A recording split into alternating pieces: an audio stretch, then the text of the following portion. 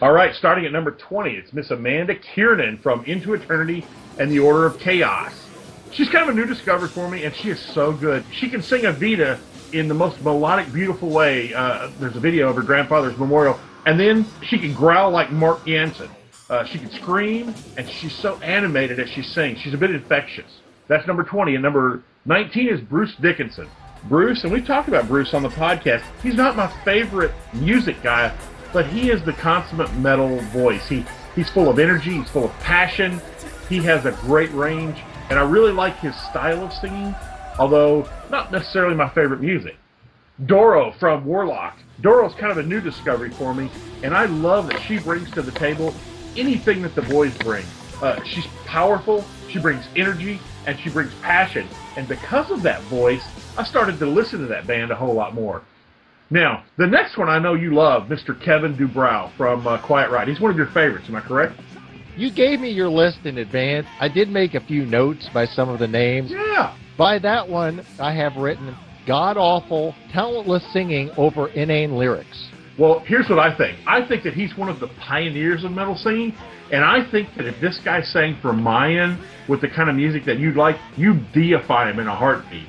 His power and energy come through, and I see his voice as one of the instruments of that band. That's how powerful he is. He adds to the guitar. He doesn't take away from it or distract from it. Now, Lemmy, number 16. Here's someone who has a very famous metal quote. He said, "We're the band that when we move next door, the grass dies." I'm fairly sure that his voice causes that deforestation, and you got to appreciate that. He has something that you're going to hear a lot in my list. He has the gravel effect. And what I mean by that is, here's a singer who sounds like he's gargling gravel as he sings. Doesn't necessarily have to be a growl, doesn't necessarily have to be a normal vocal voice, but he's just got that power and that energy, and it sounds like it's literally tearing his throat apart to get it out. Number 15, and Mr. Bobby Ellsworth, one of the singer for Overkill. I love Bobby. He has a raw quality. He sounds unproduced when he sings. His aggression, his extreme sound, make him a consummate metal voice banger, and I just love that about him. I love everything that they do. It's one of the best metal bands of the 80s, I think. You called him a voice banger? I did call him a voice banger. Oh, come on, you said barrel-chested and enamored. Number 14, one of my favorite singers of all time, known in the 80s as the voice, Mr. Mark Storis of Crocus, which we heard from earlier, Long Stick Goes Boom. One of the things that I love about Mr. Storis is that he sounds the same. I mean, the exact same today as he did in the 80s. There's power in his voice. He was in a sort of a mediocre band, and I think he's one of the most underappreciated metal singers ever. What do you think of the voice, let alone the song? I just have 4 words written next to his name, Brian. What's that? Not a good singer. Oh my God, dude, you have no idea what metal is. If you don't like the voice, I have to question your genuineness. But let's go on. Let's say that we can't question anything about my next pick. Number 13, all I need to say, Ozzy. He had such a big influence on my metal development. I put him on this list because it felt wrong not to include him. That's how I listen to metal, dude. I feel it. And you know as well as I do, he is so good live. His voice sucks, he doesn't sing well, but there's something, that indefinable quality that makes him a great, maybe the great frontman of all metal.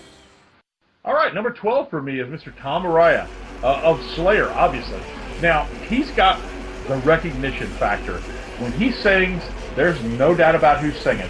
And I love that part of it the same way I love the way that you know when someone's playing a certain guitar. He has that gravel effect that I love in metal singers. He doesn't do a lot of death growls. He doesn't do a lot of screaming. He's constant, consistent, great, heavy metal vocals. Agree. I mean, I think he has a strong voice. I just wouldn't call it top 20 worthy strength. Yeah, I can see that. Now, let's move on to number 11, which I'm sure you're going to have something to say about, Mr. Gene Simmons. Before I comment, tell me what you think about me putting him on this list.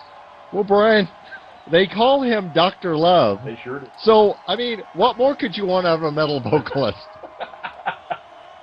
You know what, man? I know, and I'm going to give you this one. although if you listen to his God of Thunder off the Alive 2, it very much approaches a classic metal from the 70s. Listen, I put him on this list because I think I think he would be a great metal vocalist. And that may be kind of tricky, if you will, but he has those qualities that I love in a metal singer, and I wish so bad that he would sing for another true metal band. Kiss is a little hard rocky. I love Kiss. I love their music. But I'll give you that they're probably not a true metal band. But man, if he could sing for another group that could play like I love, oh, it would be so good. Because his voice is gravel, it's energy, it's power, it's aggression. To me, it represents, here you're going to love this, the metal attitude.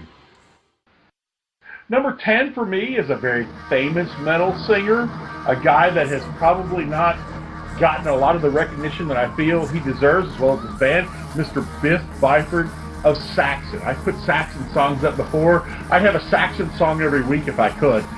I love Biff's voice. Now, let me say this. I don't think Biff is particularly talented.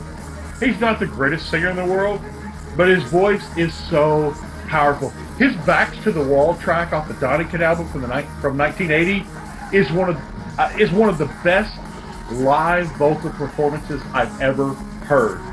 It was made all the more impressive because the sound quality of that recording sucked. It was horrible.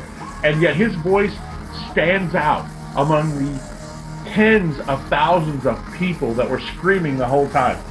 He is a consummate frontman, but I think he's also a consummate vocalist. I would just say vocals aren't Saxon's strong suit. Yeah, and still, they stand out to me. All right, number 9, which is a guy I'm sure that you probably consider putting on your list, Mr. Udo Dirk Schneider. Listen, he's like the Hobbit version of a troll. And you talk about gravel effect. When he's singing, it's like he's just yelling at the top of his lungs, and it still comes out as some of the greatest metal vocals ever recorded. I listened to a live version of Balls to the Wall. He's like 80, and he still can overpower everything about that band. He's one of the few vocalists that take precedent over the guitar. That's right, I said it. It's not a problem for me, so I don't... All right. Let's go on to number 8 then. Here's the guy that I think is maybe the most underappreciated metal singer going these days. If you haven't heard of this guy, you need to check him out. Mr. Sean Peck. Cage is a band, that's his primary gig. He's now also singing with Death Dealer, which has Ross the Boss and some other well-known musicians in it. He is extremely Halford-esque. His range is extraordinary. He can growl, he can sing, he can gravel effect, he can scream, and he does it all on a key with what the music's playing. I noticed that he was on your honorable mention list. Absolutely. I think he's an incredible talent. Yeah, he is an incredible talent. Let's move on to number 7, my pick, Mr. Phil Anselmo. A classic pick, you have to admit. But listen, dude, Phil is angry, and I hear it. When he sings, it makes me think he's about to throw down. In him, I hear a metal attitude, Gomthog. My only reservation, now we've talked about live performances of Pantera, which is who Phil sings for. When we did the best live tracks, I picked Cowboys from Hell from Russia. But I've heard you say that he doesn't sound good live. Tell me a little bit about that. I've seen him in a tiny club in Cincinnati and then in a 15,000-seat arena. Both times, his vocals sucked. Wow, that's disappointing to me, but yet at the same time, not too surprising. I mean, Phil, to me, is the consummate metal vocalist, and if I have to stick to the studio version to think that about him, I'm willing to do that.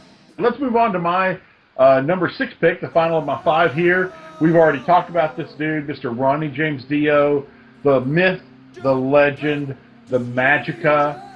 I just have to appreciate, and I got to tell you, I'm going to be honest, a lot of his music is not the style that I would pick. It's a little slow and plodding at times, but his voice is so good. His attitude is so good. And therein lies the difference between you and I. Attitude is reflected for vocals with me, and it's a very important part of what someone sounds like. I think most people would actually have him ranked even higher than you. I don't think he's an elite talent. Yeah, he's the greatest he's one of the greatest vocalists ever. My number 5 pick, Mr. James Hetfield of Metallica. Let me tell you what. You can say what you want about their latest stuff, but his voice is an excellent heavy metal voice. I can throw away all the guitars and all the double bass and everything. This guy has the gravel effect. The only thing is I wish he kept rocking with it. He quit for some reason. But the first 4 albums of this band, his vocals are as heavy metal as it gets. Yeah, I only have 3 words written next to his name. Mediocre grunge rocker. It's not grunge, dude. Their first 4 albums made me puke, dude. You have forgotten. They made me puke. You have forgotten where you came from, dude.